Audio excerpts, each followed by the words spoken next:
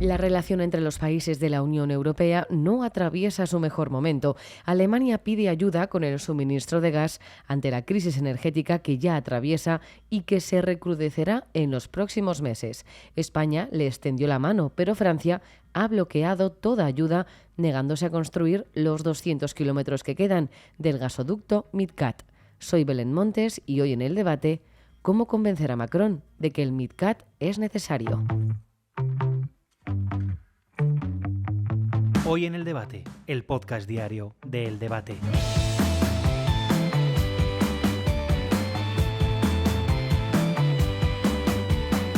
El próximo viernes se celebra la Cumbre de Ministros de Energía, una reunión que se prevé tensa, sobre todo después de la negativa del presidente francés a continuar desarrollando el MidCat y que ha sonado a portazo, tanto para Alemania como para España. El Ejecutivo Europeo no tiene previsto incluir este asunto en la agenda de la cumbre, pero será inevitable que salga a colación, principalmente ante la crisis energética que vivimos y viviremos en los próximos meses.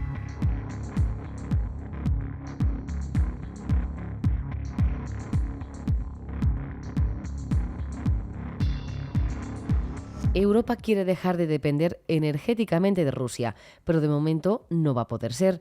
Carlos Reus, redactor de Economía del Debate, ¿qué tal? ¿Cómo estás? ¿Qué tal, Belén? ¿Cómo estás? Carlos, Emmanuel Macron no quiere el MidCat. ¿Por qué?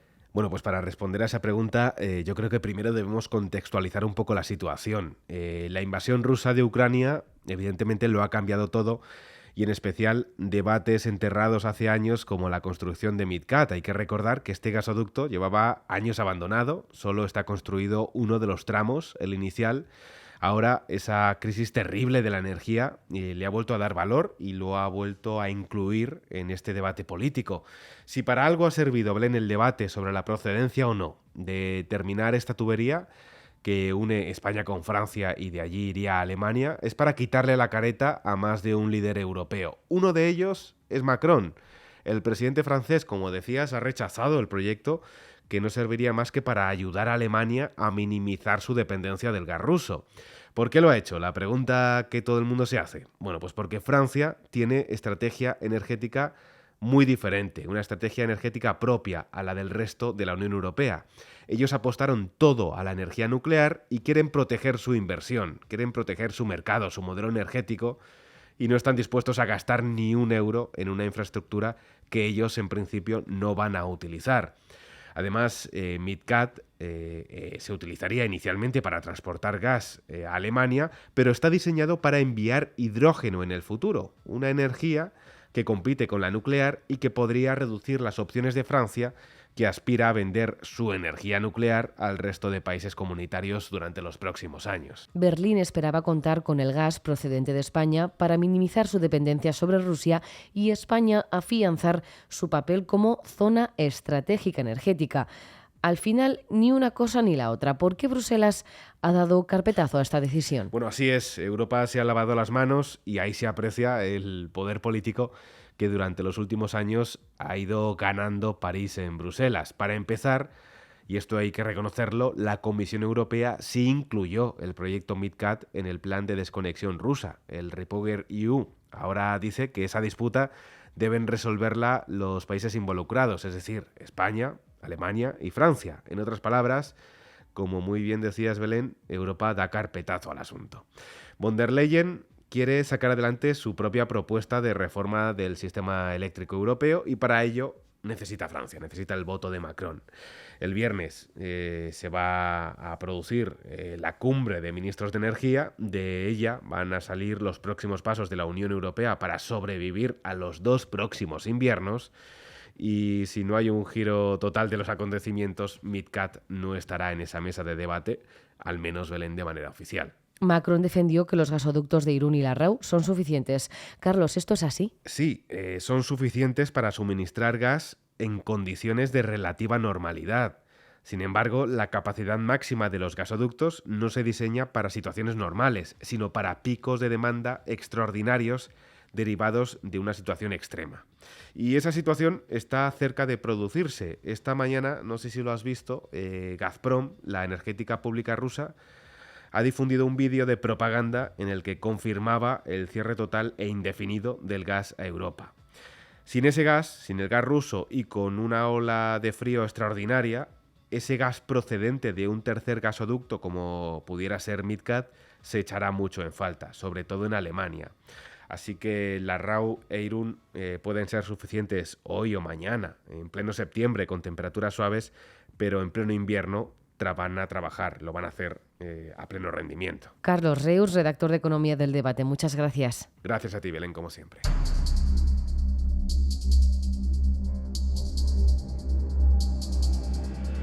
Hace unas semanas, el canciller alemán Olaf Scholz alzaba la voz en señal de alarma. Sus reservas de gas caen y con la guerra entre Rusia y Ucrania en activo, temía que el invierno fuera más duro del esperado.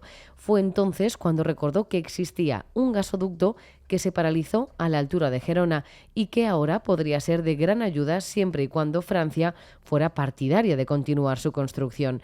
Hay que recordar que la producción del gasoducto se interrumpió porque el gas que compraban a Rusia era más barato que el que llegaba a través de España. Pero la situación de ahora se complica y cualquier alternativa al gas ruso es mejor que nada.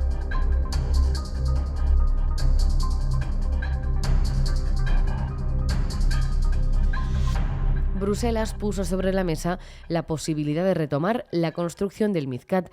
Desde Alemania aplaudían la ayuda europea y desde España aseguraban que en unos 8 o 9 meses podrían tener listo un tramo clave en el transporte del gas. Pero Francia tenía que hablar y ya lo ha hecho. Se opone radicalmente a continuar con la construcción del gasoducto, alegando que sería inútil ante la crisis actual, además de resultar dañino para el medio ambiente. Antonio Turieles, doctor en física teórica e investigador del Consejo Superior de Investigaciones Científicas. Antonio, ¿qué tal? ¿Cómo estás? Bien, pues viendo lo que está pasando, como todos. El presidente francés Emmanuel Macron no quiere el gasoducto. ¿Es el MidCat inútil y dañino? ¿Por qué se ha cerrado en banda?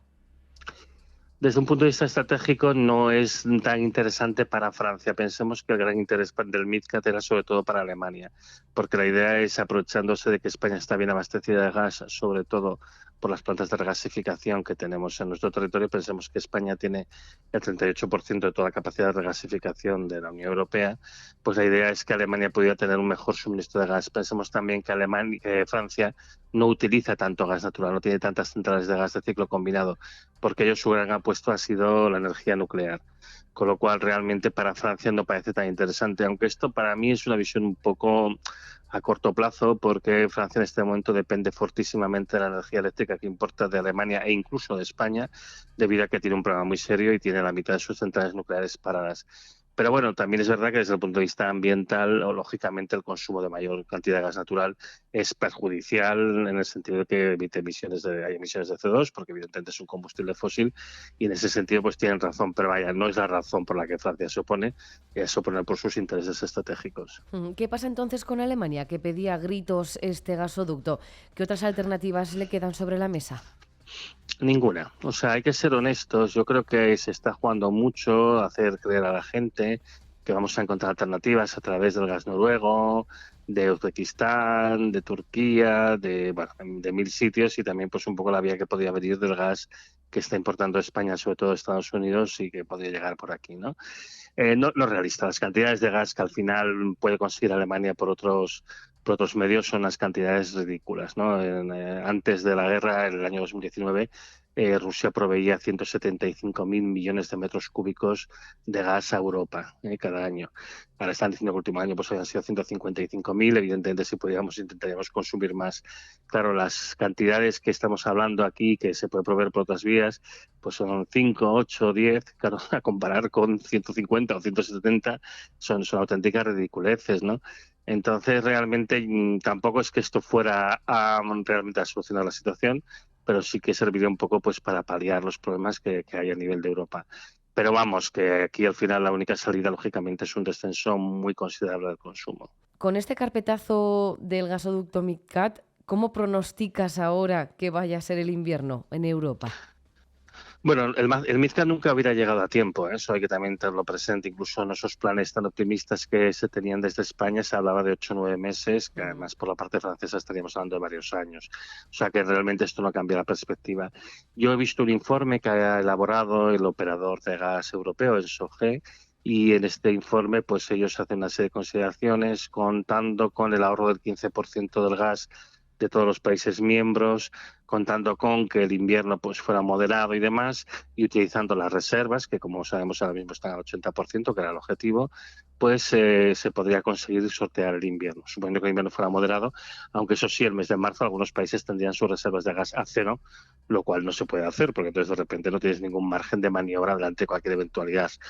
Como no sabemos si el invierno va a ser tan moderado, pues yo creo que al final se va a imponer la lógica de que se tienen que aplicar recortes bastante más severos. Además, en los últimos días hemos visto pues cartas de las asociaciones, por ejemplo, de industrias metalúrgicas o de industrias químicas de Europa diciendo que no son viables en el actual escenario, ya no de suministro, sino de precios, y que esto pues ya está causando problemas muy serios. Hay una detención masiva de fábricas por toda Europa. En este momento Europa produce la mitad del aluminio y del zinc que producía el año pasado, precisamente por estos parones.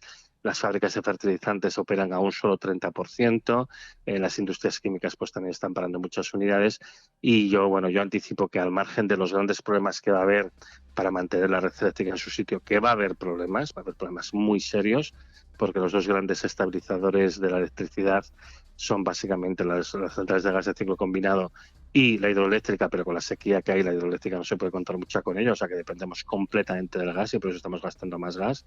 Entonces, aparte de los problemas de cortes de luz que los va a haber en Europa, no en España, España está bien abastecida y como está poco comunicada, poco interconectada, no le va a afectar tanto, pero aparte de esto lo que vemos es una situación de recesión profunda, de cierre de fábricas, de paro, o sea, estamos yendo a un escenario verdaderamente de pesadilla en lo económico. O sea que yo preveo muchas dificultades y no va a ser un invierno nada agradable. Pero no olvidemos que el invierno no se acaba en marzo. Quiere decir, esta situación se va a prolongar en el tiempo y puede durar muchos años. De hecho, pues como ya estamos embarcados en esta dinámica de decrecimiento del metabolismo de nuestra sociedad, yo creo que lo que va a pasar es que esto realmente no se va a resolver nunca y lo que tendremos que hacer es adaptarnos a una manera diferente de hacer las cosas, que se puede hacer, pero que me implica también mucha pedagogía, mucho explicar a la gente cuál es la situación y un poco reconocer que algunas de las cosas que se han dicho hasta ahora, no vamos a decir que son mentira, pero que no eran del todo ciertas. Pues Antonio, ojalá que la situación no fuera la que vamos a vivir, pero por desgracia, como dices, es lo que hay. Antonio Turiel, doctor en física teórica e investigador del Consejo Superior de Investigaciones Científicas. Muchas gracias y volveremos a hablar pronto, seguro. Seguramente. Gracias a vosotros.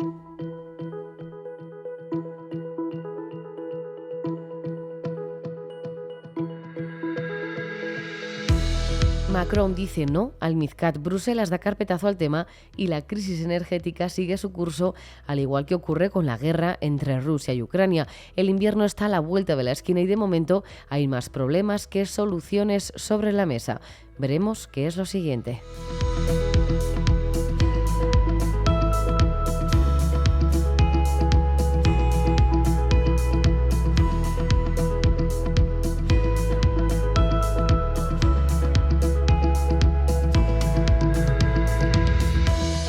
Puedes escuchar este podcast en eldebate.com y en las principales plataformas de audio. Recibe un saludo de quien te habla, Belén Montes.